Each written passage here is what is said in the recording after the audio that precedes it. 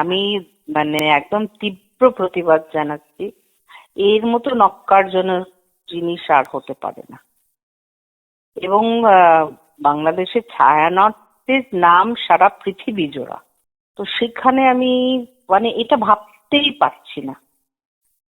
আমি শুধু এটাই মানে ভাবছি, মানে করছি যে ভাগ্যিস সঞ্জিদা খাতুন এটাকে দেখতে হয়নি ওনাকে। এটা তো অত্যন্ত মানে নিন্দনীয় ঘটনা। এটা খুব ভদ্র ভাষায় বললে এভাবে বলা যায়। ভেতরে যতটা ক্ষোভ, রাগ, দুঃখ, অসহায়তা একসাথে কাজ করছে সেটা সত্যি ভাষায় ব্যক্ত করা খুব ডিফিকাল্ট। ছায়ানটের একটা ঐতিহাসিক গুরুত্ব রয়েছে সব সময়ের জন্য, বিশেষত সঞ্জিদা খাতুনের ছবি এবং সেই সঙ্গে লালন সাঁইয়ের ছবি প্রত্যেকটাকে কেটে ছিঁড়ে উপড়ে ফেলে তবলা, খোল, তারপরে হারমোনিয়াম ওইভাবে মানে ভেঙে আগুন লাগিয়ে, মানে আমি জানি না, মানে আমার মনে হয় যে ঐতিহ্যগুলোকে নষ্ট করার জন্য যেভাবে উঠে পড়ে লাগা হয়েছে, সেখানে ছায়ানটকে ঘিরে আমাদের কিভাবে কি করলে এটার থেকে পরিত্রাণ পাওয়ার উপায় আছে আমি জানি না, কিন্তু যা হবার সেটা তো পুরো শেষ হয়ে গেল।